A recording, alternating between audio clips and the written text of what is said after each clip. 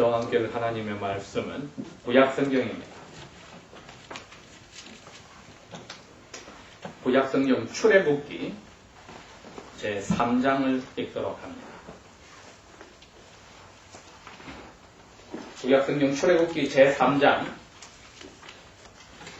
1절 말씀부터 읽어봅니다. 구약성경 84페이지 출애굽기 제3장 1절 말씀부터 제가 읽어보겠습니다. 12절까지 읽게 됩니다. 모세가 그 장인 미디안 제사장 이드로의 양무리를 치더니 그 양무리를 광야 서편으로 인도하여 하나님의 산 호렙에 이르매 여호와의 천사가 떨기나무 불꽃 가운데서 그에게 나타나시니라. 그가 보니 떨기나무에 불이 붙었으나 사라지지 아니하는지라. 이에 가로되 내가 돌이켜 가서 이 큰 광경을 보리라. 떨기나무가 어찌하여 타지 아니하는고 하는 동시에 여호와께서 그가 보려고 돌이켜 오는 것을 보신지라. 하나님이 떨기나무 가운데서 그를 불러 가라사대 모세야 모세야 하시매 그가 가로되 내가 여기 있나이다. 하나님이 가라사대 이리로 가까이 하지 말라. 너의 선 곳은 거룩한 곳이니 내 발에서 신을 벗어라. 또 이르시되 나는 내 조상의 하나님이니 아브라함의 하나님, 이삭의 하나님, 야곱의 하나님이니라.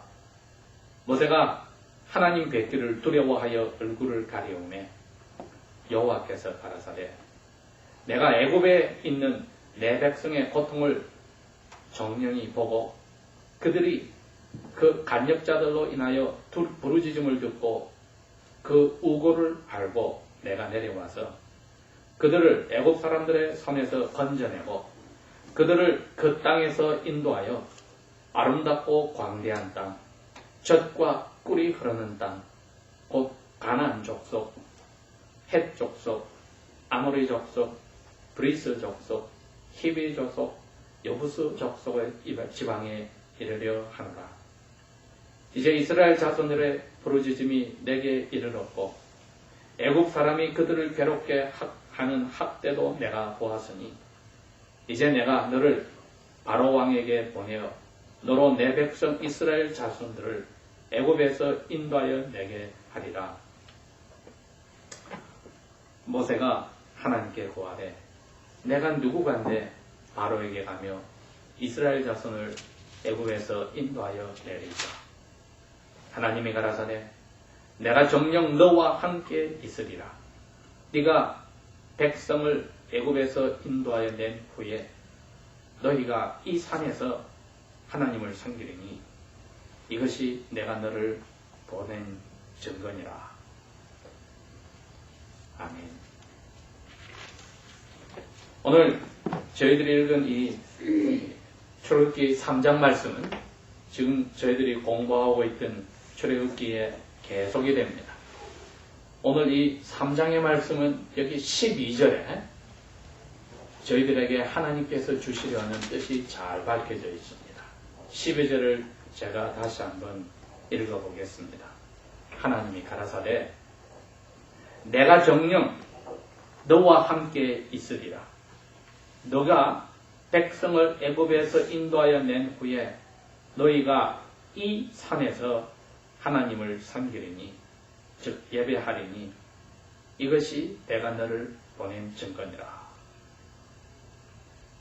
하나님이 애굽 땅에서 노예로 떨어져서 살고 있는 이스라엘 사람들을 다 모아서 모세를 통하여 이제 거기를 떠나게 했을 때 목적을 가지고 계셨는데 12절의 목적이 그거였습니다. 이 모세 너가 지금 나를 만난 이 호렙산에 다 올 거야. 와서 여기서 나에게 예배할 것이다. 여러분 이게 하나님이 이스라엘 사람들의 노예의 자리에서 건져준 이유였습니다. 그게 오늘날 저희들이 이 자리에서 지금 하고 있는 것과 똑같은 겁니다. 하나님을 예배하는 것입니다. 그래서 오늘 저희들이 이 본문의 제목을 잡는다면 우리가 왜 사는가?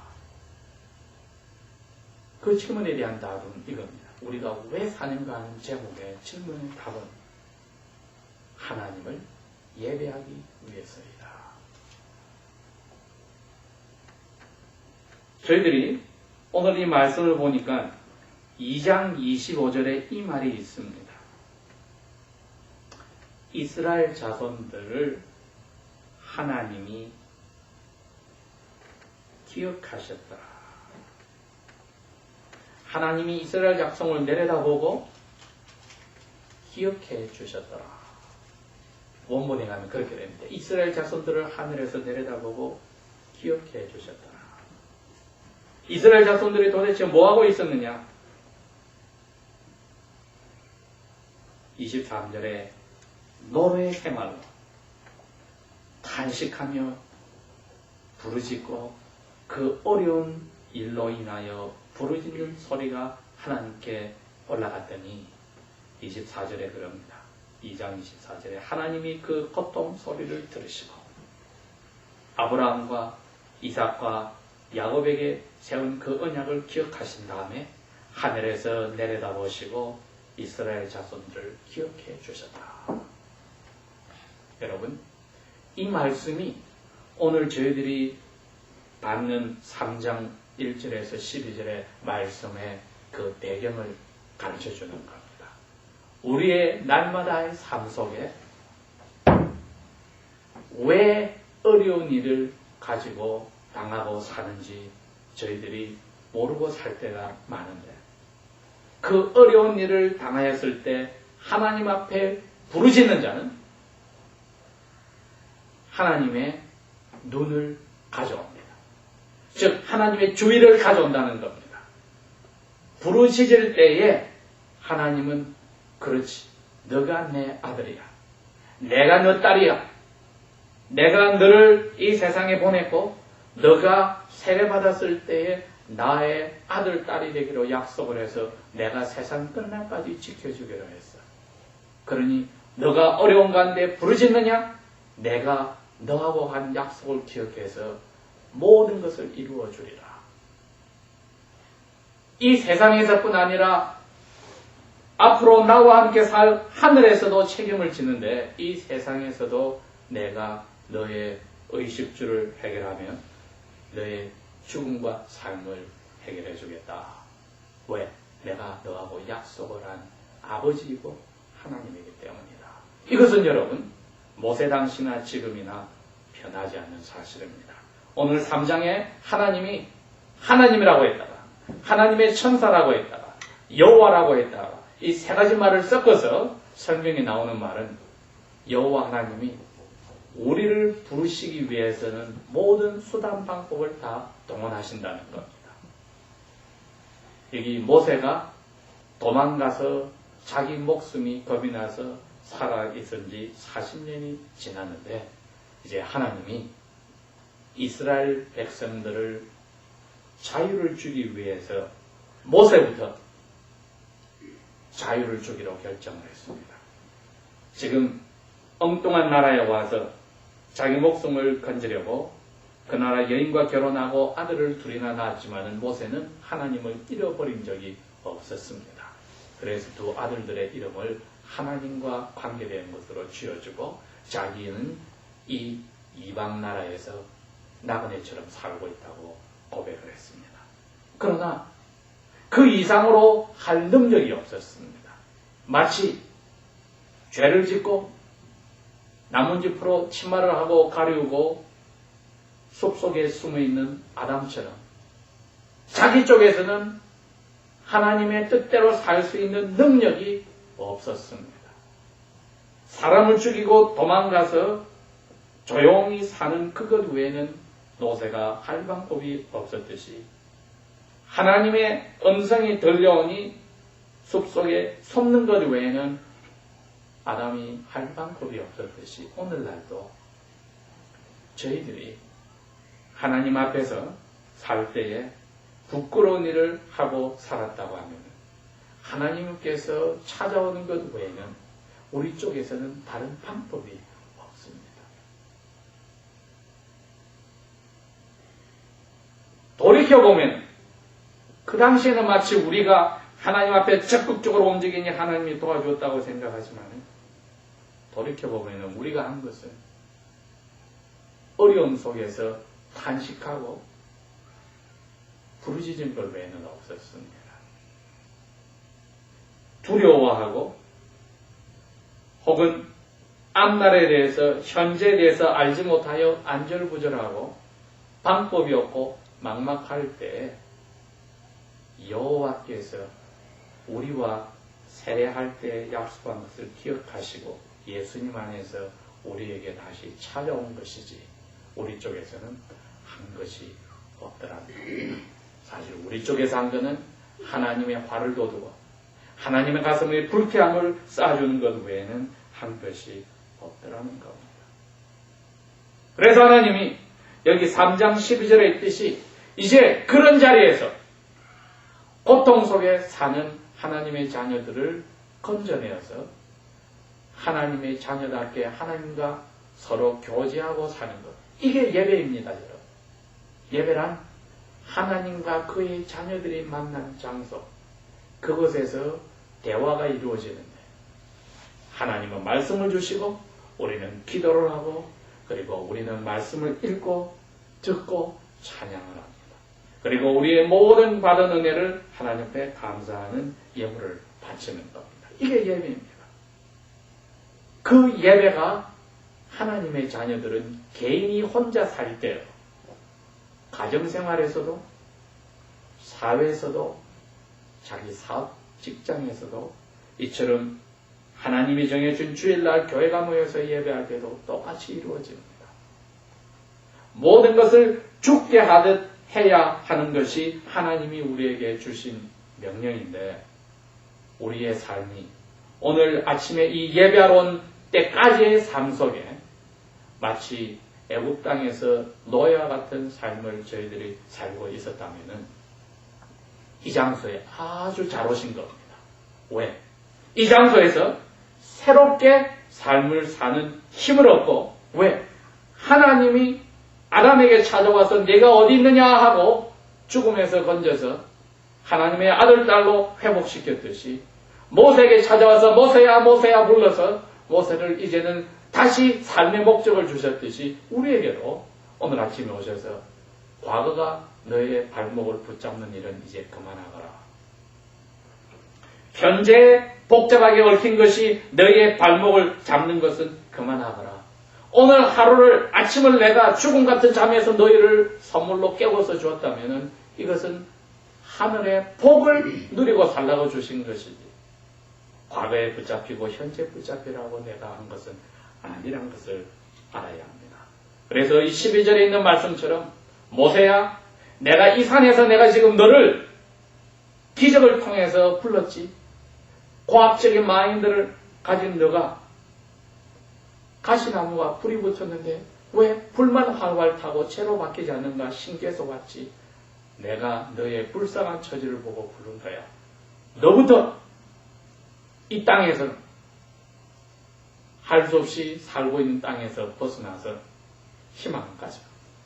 너부터 이제는 인생의 목적이 장인의 양치면서 아기 키우는 것으로 있는 게 아니라 하나님 이름만 자녀들에게 붙여주고 머릿속에서 생각하는 게 아니라 언행심사 무슨 일을 하든지 그게 나를 예배하는 삶이 되도록 내가 바꾸겠다. 하나님 우리에게 오늘 아침에 찾아온 것은 우리의 삶 하는 모든 내용들이 하나님을 예배하라고 바꾸려고 찾아온 겁니다. 예배당에서 하는 예배만 하나님께 예배가 아니라 우리가 가정에서 직장에서 사업에서 학교에서 하는 모든 일들 자체가 예배가 되게 하기 위해서 우리에게 이 말씀을 오늘 주신 겁니다. 그게 하나님과 교제하는 것, 즉 하나님과 예배하는 것이 우리를 오늘 하루 더 살려주신 이유이며 내일도 살려주시면 그 이유 때문에 주셨습니다. 그래서 여기 1절이 그렇게 나온 겁니다. 1절 중간에 광야 서편으로 인도하여 하나님의 산 호렙에 이르렀다. 그 당시에 호렙산이 하나님의 산이 아니었습니다. 모세가 그곳에서 불타는 가시나무 속에서 하나님을 만나고 나서야 모세는 그 산을 하나님의 산이라고 불렀고, 나중에 40년 후에 이 출애굽기를 쓰면서 자기가 40년 전의 기억을 되살려서 이 산은 하나님의 산이라고 불렀습니다. 왜? 하나님이 이곳에서 자기 백성에게 예배를 받고 교제를 하기를 원하신다고 약속하시고 약속을 지키셨기 때문에. 종교개혁 이후에 근 450년의 세월이 흘렀는데 아직까지 수많은 하나님의 자녀들이 자기가 하나님의 자녀들이 되는 예식이었던 세례나 영세가 얼마나 중요한지를 기억을 못합니다. 여기 모세는 하나님께 할례를 받은 사람입니다. 마음속에 하나님의 은혜를 받고 하나님의 백성이 된 사람입니다. 수많은 그리스도인들이 자기가 세례를 받았다는 것은 하나님이 찾아와서 우리에게 약속하였다는 것이지 우리가 약속한 게 아니라는 것을 까먹었습니다. 즉 우리는 까맣게 잊어버리고 믿지 않는 사람과 같이 살더라도 하나님은 한 번도 우리의 하나님으로서 우리의 아버지로서의 자리를 잃어버린 적이 없다는 겁니다. 우리가 어떤 삶을 살아도 날마다 아침마다 깨워주셨다는 것은 아버지로서 우리를 챙겨주셨다는 겁니다. 모세에게 광야에서 40년 숨어 사는 동안에도 아버지 하나님은 날마다 챙겨주시더니 이제는 그러한 삶에서 하나님을 예배하는 적극적인 삶으로 나오라고 찾아오셨는데 아주 구체적으로 이야기하십니다. 내가 지금 하늘에 나와 있긴 너희 조상 아브라함과 이삭과 야곱의 바로 그 하나님이야. 그리고 너희 조상들하고 약속한 거 이제 내가 너희들에게 해주겠는데 모세 너가 여기 있어서는 안 돼. 너가 애굽에 가서 너 형제 자매들 40년 전에 너가 구해보겠다고 사람까지 죽였던 그 형제 자매들 내가 이제 보내서 데리고 오게 할 때 너는 인도자가 되면 돼. 너가 할 일은 그거야. 그래서 바로 이 산에 와서 나한테 예배하라. 모세야 너도 40년 동안 잊어버렸던 이제는 나에게 예배하는 때가 왔는데 너 혼자 해서는 안 된다. 너희 형제 자매와 함께 즉 교회와 함께 예배하러 오너라. 우리가 6일 동안의 삶이 그것으로 끝나는 게 아니라 하나님의 형제 자매와 함께 이 자리에 모여 예배하는 것은 하나님이 가장 기뻐하십니다. 그러게 하늘에 갔을 때 지금 먼저 가 있는 성도들이 다 뿔뿔이 흩어져 있는 게 아니라 각 민족, 족속, 언어 다 모아서 한 교회로서 어린 양과 하나님을 찬양하고 있는 것을 생각한다면 모세가 자기 스스로가 이제 삶의 목적을 찾아서 하나님을 예배하려 했더니 하나님을 예배하는 무리가 자기 형제 자매를 하나님이 불러서 같이 오라고 하는데 도구로 하나님이 쓰시는구나. 그 다음에는 이 예배 장소 후에는 하나님이 약속한 게 이거였습니다. 8절입니다. 그들을 애굽인의 손에서 건져내고 그들을 그 땅에서 인도하여서 아름답고 광대한 땅, 젖과 꿀이 흐르는 땅, 곧 가나안 족속, 헷 족속, 아모리 족속, 그리스 족속, 히비 족속, 여부수 족속의 지방에 이르려 하노라. 이걸 주겠다는 겁니다. 창세기 15장에 말했듯이 아브라함이 그랬습니다. 너희 자손들이 노예가 되고 나서 고생하고 430년 후에 내가 부를 때 이 땅에 와서 공짜로 다 살도록 해주겠다 아브라함아 하셨는데 그 약속을 하겠다는 겁니다. 문자대로 이 땅은 풍족한 땅이었습니다. 제가 몇 년 전에 터키에서 미국에 신혼여행을 하고 돌아가던 유대인 부부를 만난 적이 있습니다. 그 남편이 저한테 그런 이야기를 합니다. 미국 땅에서 다 좋았는데 하나가 힘들었다. 제가 뭐가 힘들었습니까? 이 종려나무, 종려나무 열매를 먹고 싶었는데 못 먹어서, 무화과나무 열매를 먹고 싶었는데 못 먹어서 너무나 안타까웠는데 이 터키 땅에 가서 이제 먹으니까 이제는 고향에 온 것처럼 살 것 같습니다. 그러면 적어버려요. 이스라엘에 한번 오시면 꼭 와서 이거 먹고 가세요. 젖과 꿀이 흐르는 땅이다. 이건 사실입니다. 오늘날도 이건 사실입니다. 배고픈 사람이 이거 몇 개만 먹으면 그만입니다. 배가 부릅니다. 저도 그 자리에서 2개를 얻어먹었는데 아주 든든해요. 자, 하나님께서 우리에게 그럽니다. 너희들에게 젖과 꿀이 흐르는 땅은 이 미국 땅이 아니고 떠나온 한국 땅이 아니고 혹은 유대인들의 팔레스타인 살고 있는 땅이 아니라 더 좋은 젖과 꿀이 흐르는 땅은 너희들이 예배하는 이곳이야. 그리고 이곳이 그대로 하늘로 옮겨져서 하늘에서 하나님과 사는 것이 젖과 꿀이 흐르는 땅이요. 그 다음 하늘에서 새 예루살렘이 마치 신부가 신랑을 단장한 것처럼 새 하늘과 새 땅을 만든 곳에 내려오실 때 그곳은 참된 광대한 땅, 젖과 꿀이 흐르는 땅이 됩니다. 그러니 하나님이 우리를 하여금 오늘 살게 하여서 예배하게 하셨단 말은 젖과 꿀이 흐르는 땅에서 이 복을 누리려고 예배를 하게 하는 겁니다. 이게 우리가 하나님과 예배할 때 받아들이는 선물입니다. 6일 동안의 삶은 젖과 꿀이 흐르는 땅에서 사념이요. 오늘 하나님 앞에 예배하는 장소가 젖과 꿀이 흐르는 땅이요. 당연히 모세와 이스라엘 자손이 호렙산에 와서 하나님을 예배하였을 때는 노예는 이제 끝나고 이제 하나님의 백성으로 아들, 딸로서 하나님이 약속한 그 땅을 보고 이제는 가게 되는데 무엇보다도 중요한 것은 그분들도 영원한 젖과 꿀이 흐르는 땅. 모세가 다고산 꼭대기에서 멀리 이스라엘 땅을 내려다보고 하나님 앞에 불려 죽었지만은 예수님이 돌아가시기 전에 엘리야와 함께 나타났습니다.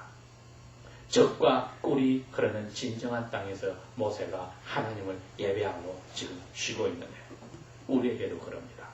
너희들에게도 젖과 꿀이 흐르는 땅이 준비가 되어 있는데 예배하는 곳이 젖과 꿀이 흐르는 땅이요. 예배 후에 들어갔던 가나안 땅이 젖과 꿀이 흐르는 땅이요. 예배 후에 생활하는 6일 동안의 세상 속에서의 삶이 너희들에게는 너희들이 밟고 있는 곳마다 젖과 꿀이 흐르는 땅이요. 성도가 모이는 장소마다 젖과 꿀이 흐르는 땅이요. 그리고 하늘이 젖과 꿀이 흐르는 땅이요.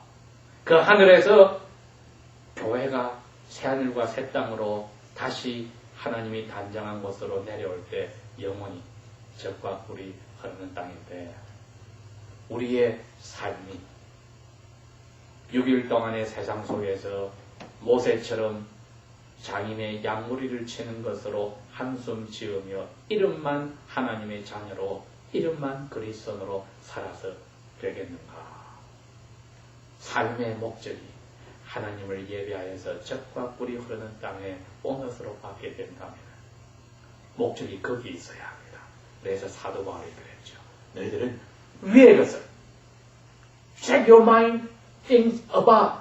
너희 위의 것에 초점을 두고 살아라. 이런 땅에서 하더라도 머리는 삼층천인 그 구름 위에 있어야 하느니라. 그래야 마귀가 아무리 우리를 실망시키고 육체적으로 힘들게 하고 죽음이란 거짓으로 위협하고 우리의 영혼을 빨아뭉개려 위협하고 유혹한다 할지라도 모세를 부렀던 그 아버지의 은혜 속에서 우리는 견딜 수 있습니다. 그러면 오늘 하나님 앞에 이 예배한 것은 이제 젖과 꿀이 흐르는 땅에서 살기 위한 예배의 장소입니다. 그러면 오늘 새 삶이 시작되었습니다. 과거도 현재도 우리를 붙들지 못하도록 하나님께서 은혜로서 여러분에게 아람에게 찾아오고 모세에게 찾아왔듯이 오늘도 찾아왔습니다. 다 같이 기도합시다.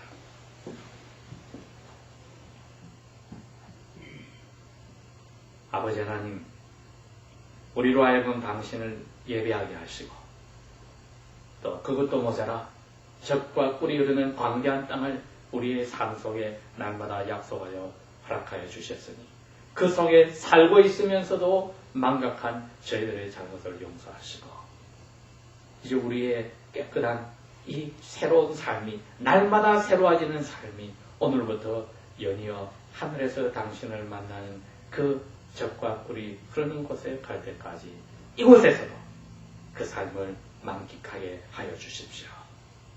예수님의 이름으로 감사 기도합니다. 아멘.